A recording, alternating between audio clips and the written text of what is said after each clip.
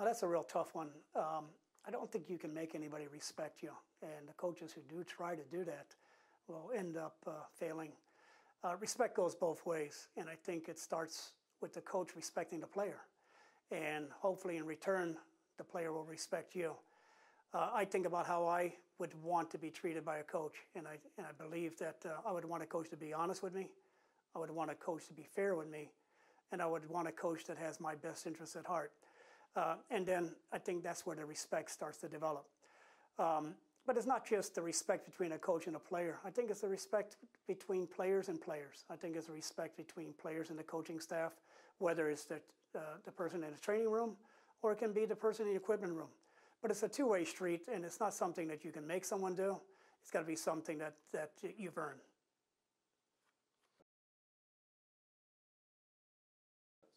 Well, they're both very, very important. Here at FC Dallas, we put a lot of time into game preparation.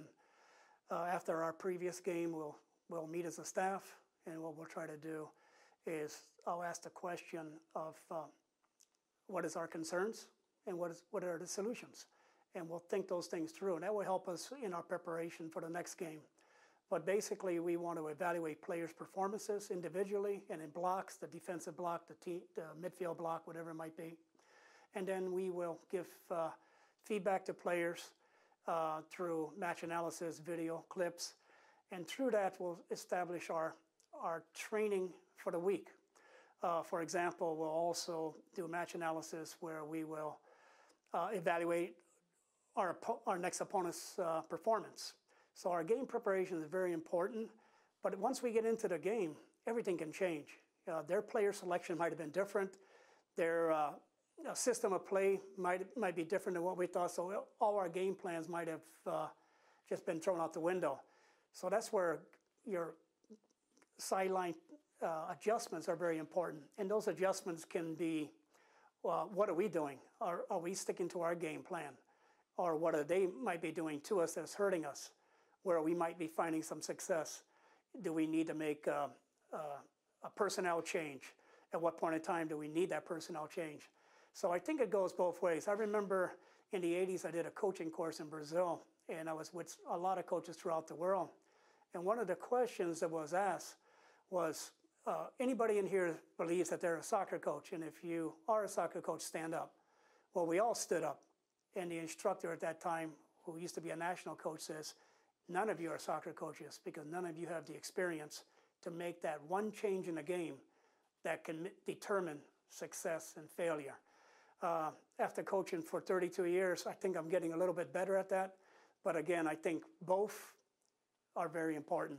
The preparation and then the game adjustments.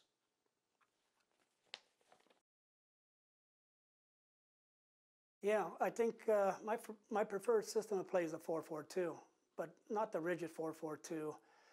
I think that system is almost extinct today. I like the 4-4-2 because of all the strengths and weaknesses that I'm familiar with. Every system has its strengths and weaknesses, and as a coach, you have to ask yourself, what are you prepared to give up? By knowing the system, coaches will normally choose a system that they're familiar with. So I think the strengths of a 4-4-2 system is 4 players in the back that can cover the width of the field. Normally we're playing on a 75-yard field, but with 4 players there, they're covering less space. You can play very good zonal defending in a 4-4-2. You also have 4 players in the midfield that you can almost do a mirror image to the back 4. Or you can change it into a diamond shape, or you can play with 2 central midfielders and 2 attacking midfielders. You can play with without a flank player. Another strength to the 4-4-2 system, of course, is flank play. You can have overlapping. You can have a combination play on a flank. And having 2 strikers, you can also find yourself having 1 striker that can get into space, play behind the defense, while another striker checks to the ball. So I think I feel very comfortable with a 4-4-2. I think I feel very familiar with a 4-4-2. And it is my system of choice.